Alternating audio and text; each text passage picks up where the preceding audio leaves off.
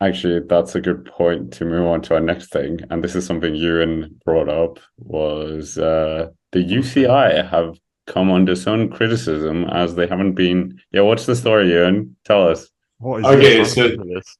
this came out from the Radio Cycling Podcast, brilliant podcast ran by a couple of journalists over in the English speaking world. And they revealed that there weren't sufficient bike checks during the Grand Tours, particularly the Giro d'Italia, also on some stages of the Tour de France, where the UCI weren't correctly checking bikes used in the stages. This raises doubts as it always does. Motor doping has been a big old discussion for like 10 years now, actually longer than 10 years. And the fact that they didn't sort of get all of those bikes checked, particularly during that final week of the Tour de France, which I think included a couple of the mountain stages, I mean, it raises suspicion, but come on.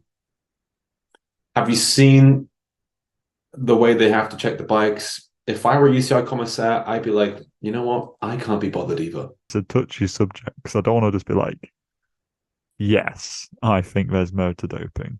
But it has been sort of off the boil in the last 5 years. What was the last reported motor doping case? I remember there being a cyclocross rider in 2016, something like that. It was a Belgian rider. I can't remember her name. Some advanced something, probably. And I don't know. That's the last one I remember. There was the whole thing of, the die-hard Cancellara fans will hate this, but that whole thing of when Cancellara dropped Bonin, and that was a big one. It is still a thing which is quite, I don't know. I don't want to say it's prevalent now because I don't think it is. I think gains nowadays are made because of advancing knowledge in physiology rather Can't than, compete with 200 watts from battery. I don't know. I don't know. I don't want to flat out say that I think there's motor doping going on. If you're How do you saying that prove it? the How do you use, not prove it? well, You yeah, can't. exactly. If Yeah. the UCI isn't checking bikes properly, then they need to start checking bikes properly because it's not a great look on the UCI, to be honest with you. When you got to be, really strict on these sorts of things, and with such a scrutinous public eye nowadays, the UCI's really got to be stepping that up and keeping on top of it. So I'm quite appalled really by the UCI not keeping on top of that. Yeah, but who would you say they should be checking the bike of as well? Because if you're saying, oh, you check Vingo and Pogacar, that's quite obvious. But You know, isn't it, wouldn't wouldn't actually the ones you should be checking is like the sprinters to get inside the time cut? Maybe if like they're having a mm, bad day, because like 3 week race is very yeah, long, and if you're having an off day, oh, just jump on the e-bike. that's so tricky though. Yeah, well, I'm not Such a saying it's moral happening. dilemma. Yeah, I'm just saying hypothetically, that's if I was going to do it as a team manager, that's what I would do. But like Yeah, when you think about how many bikes they would have to check, 8 riders per team, 2, 3 bikes per rider yeah, in a stage, yeah. times that by what, 180. It's It's you need a insane. lot of manpower for this. Yeah, I think it would be. I'm just gonna say, I think it would be naive to believe that motor doping isn't a thing in the peloton, with the obvious saying now that there's been a lack of testing.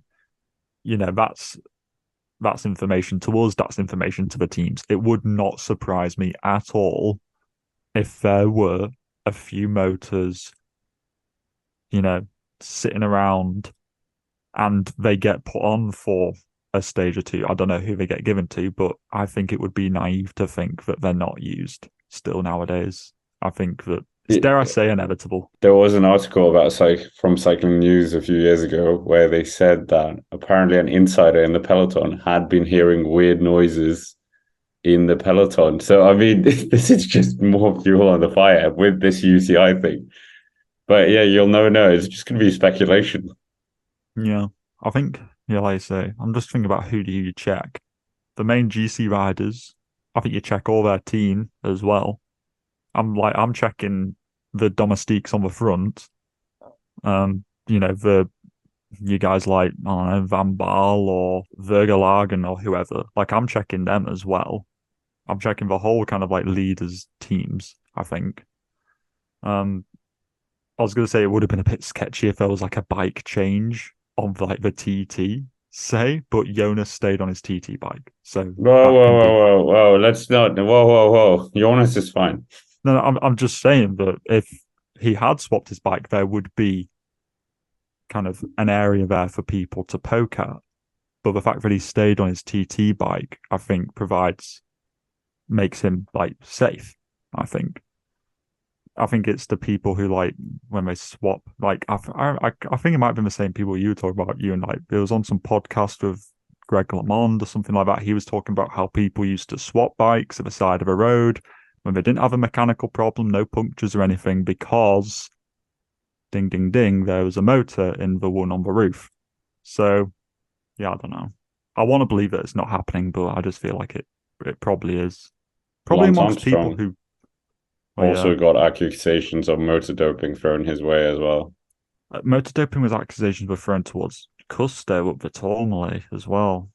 Like it just happens all the time. People, when he like attacked, when he had like got stalled because he got boxed in a bit by Mass, and then he went again. People were like, "Well, that's suspicious." I'm like, "Oh, maybe he's just good." Motor doping accusations are some of the lighter ones that Lance Armstrong has against him, but we'll wait and see.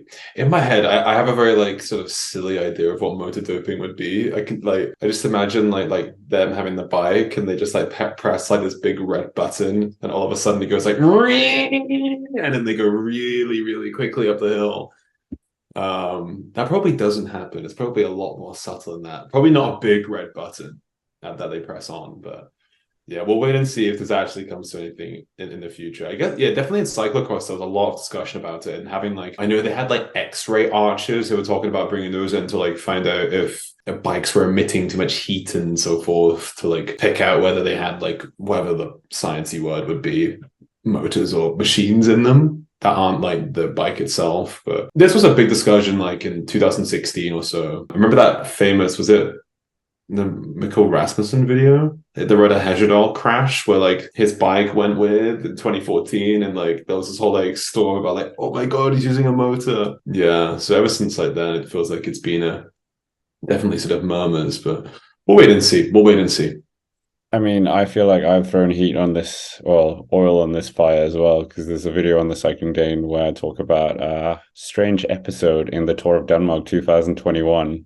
Yes, So that was amazing.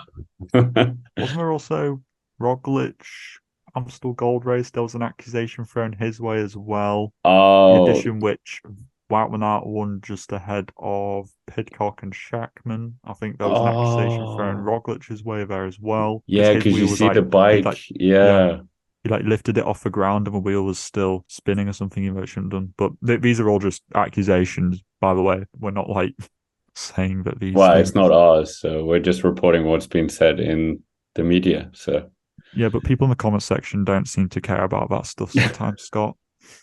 Okay. I mean, if you are listening, watching, etc., make sure to let us know what your thoughts are about motor doping as well. But before we get to Rider of the Week, we'll talk about